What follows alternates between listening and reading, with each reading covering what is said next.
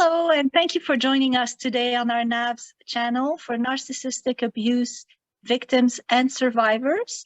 This channel has been made so that we can educate people, bring more awareness, and hopefully have more people survive, but mostly thrive. Today I have with me Jacqueline. Hi, and thank you for joining me today on this channel. Hi, thank you so much for inviting me. I really appreciate it. Yeah, I'm super thrilled to have you here. So tell me a little more about your story with narcissistic abuse so that people can understand where you're coming from and what you'd like to share. Well, I got married very young when I was 18 and just really excited to go start a life and get out of the house and see the world, I thought. And that was silly me. And one thing led to another. And someone who had actually been, I had known for much of my life already, many years, 9 years at that point already. He had been a friend for quite some time. And when I say friend, he'd been that persistent, nagging male in my life that always kindly took no for an answer and backed down for a few months before he would ask you out again. And so he was always very polite and respectful, especially towards the family. Very helpful whenever he could be, and always around whenever possible. Finding rides. We lived towns apart, and he would find rides. His sister and I became friends, so him and I would see each other more, things to that. And she was quite encouraging. And I was actually stood my ground on a no for 9 years. And then one day, I don't know, went loop-de-loop and said, sure, why not? Let's move to North Carolina, because he was getting employed. And off we went. And of course, because he had not gotten permission, he was a Marine, and because he had not gotten permission to live off base, we were doing so against his commander's will or knowing. And so, of course, soon as they found out, they said, well, you have two options: move back on base or marry her. So he went home that afternoon on lunch. They told him to go on lunch and deal with it. We went to the courthouse. Wow, during lunch break. One of the witnesses, and a stranger was another witness who needed to know where the courthouse was because he was getting married next week. Because this is how Marines operate. Wow. And 12 years later, and 6 surgeries later, actually now 7, due to all of the emotional duress that had built up over the years, it became quite a physical problem. And finally, though, I am divorced, I am remarried. All things are well. Healing journeys commence. And now I'm trying my best to help others. So tell me, so when did things go south? When did things go start? Immediately. As soon as we tied the knot, within a couple of weeks. And I was like, oh, I had no idea. And mind you, I'm much older now. This is now, 16 years, much more, 18 years ago when I got married. And so back then, I didn't feel as connected. And, I'm also a very stubborn person. So I made my bed. I said, oh, well, this is what life is now. I knew within 3 months I had ruined my life. And I committed to that for 12 years. So tell me, so before that, you had no red flags, no yellow flags, nothing in your stomach that says, this might not. I said no for 9 years, and I'm sure that was some very instinctual thing that it was instinctual. For 9 years, it was an adamant no. To be honest, I never could explain what happened to turn that into an instant yes. Could have been voodoo, could have been fate, had to have my 2 baby boys, whatever it is, that's okay. That was fate, that was destiny. And it really brought me to who I am now, which I am eternally grateful for, because I've learned so much and now I'm able to help others. And I'm one of those avid believers that all things happen for a reason. And that's to get you doing what you need to be doing to give back. So, yeah, I totally agree with that.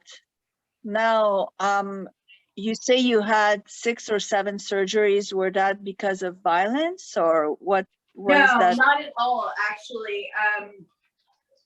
As I mentioned, my stubborn nature, I tend to turn things internally.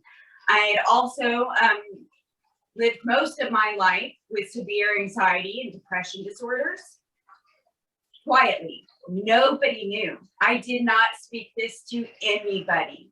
Whatever was going on with me, I was determined was only for me. Nobody else had a right to know or a need to know. This was not even that kind of basis. I would sit there by myself at 6 years old. The things that went through my head are not normal for a 6-year-old. And I remember that earlier on. Not exact as precise memories, but so there was some sort of programming there that I know now had to be addressed.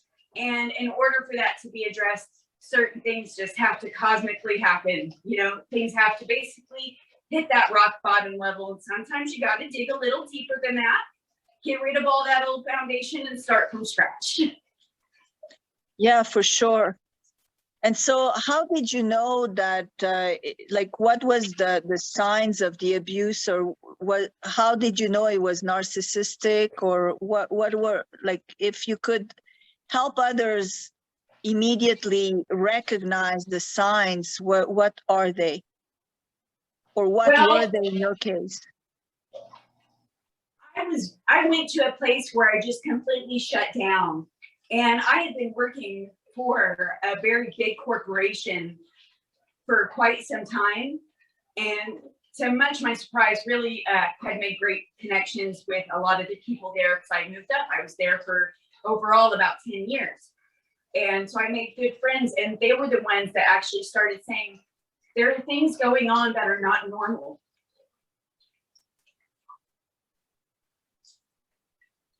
Just a moment. Of course.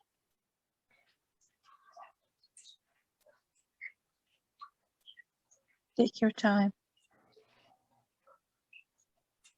So it really took outside forces to point things out and say that the behaviors I was developing were not in my best interest or my children's.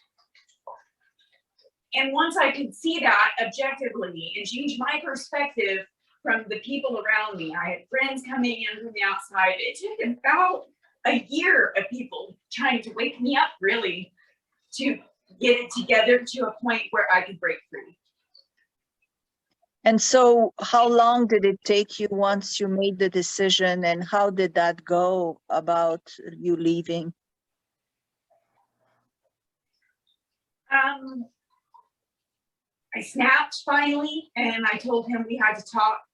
And that was one night in March, actually the 21st. So I think that would have been like a day or two ago now, yeah, 2 days ago.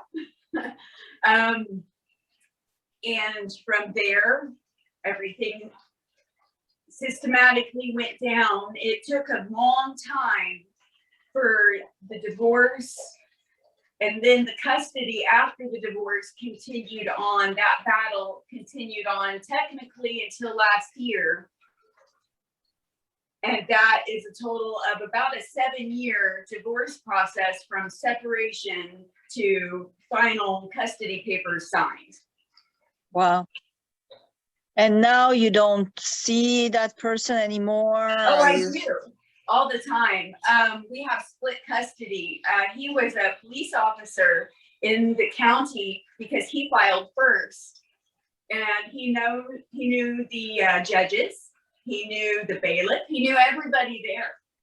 And his mother had worked for the county. His brother worked for the county as a police officer. She worked for 911 dispatch. And no one had ever heard of me, despite we'd been together for years. That was completely not relevant. And this is a very small rural town, which doesn't need to be named. And it's a little bit backwards, and they play favorites. And this state is very pro-father and has been on a pro-father campaign, which is great for the wonderful dads out there, and I'm very happy for them. But in other instances, it doesn't always work out. Yeah, for sure. No, I totally understand. And so tell me now, how do you help others, or what is your mission? Well, on top of writing a book, I work with a lot of women one-on-one, just helping them with trauma recovery and healing and understanding how to become a self-healer. So I'm not objectively healing anybody or doing the work for anyone. Essentially, I am mentoring women through the process of reprogramming their lives. And nice. while it's completely, and also embracing the fact that emotions are completely normal, and it's okay to have those lows, and it's okay to get choked up at those painful things, because you can address them, and it's healthy to sit with them and do so. And that is one of my biggest missions, is teaching women that not to be afraid of what they're feeling, that we've been, you're about to get a big kitty in the face. I saw that. That's cute. She's Yeah, very that's nice. That's awesome. So how can people reach you if they want to reach out? You have a website, or how far away along are you in your book?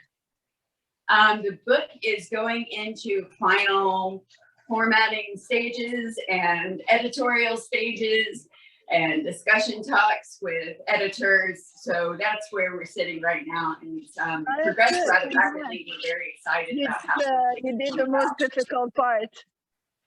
Hmm? You already completed the most difficult part. Yes, most of the most difficult part is done. The rest is just, quick. And the art, we are still going back and forth with art design. That's probably been my biggest struggle so far, is which direction to take it, because art's quite important to me. All of my other published books have my own paintings as the covers. The new editions releasing are my own paintings as the covers. So I want to make sure we continue with that alignment into this series. So it's been quite an interesting decision process. Well, that's great. Well, congrats on that. I know how that can be really something, and it's big. So congrats on completing that. Thank you very much.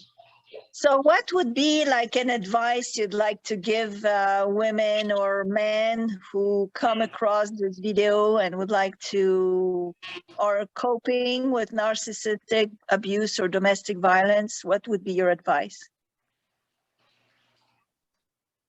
Well, it really entirely depends what stage they're at, but being objective and being willing to look at your situation objectively and change perspectives is a very valuable tool in figuring out what needs to come next.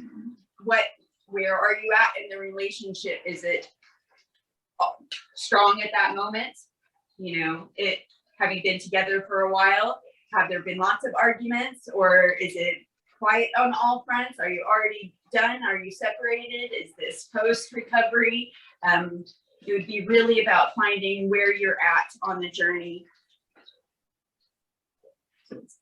Okay, well, that's great. Well, thank you so much. I guess what I'll do is I'll post for the viewers a link in the description, so that if anybody wants to reach out to you, they can find you via that link, if that makes sense. That'd be great, because my name is hard to spell. Yeah, well, imagine mine is the same. So thank you so much, Jacqueline, for your time and participating in this interview. And and congrats on everything you're doing. Oh, absolutely. Thank you so much for today. You have a great afternoon.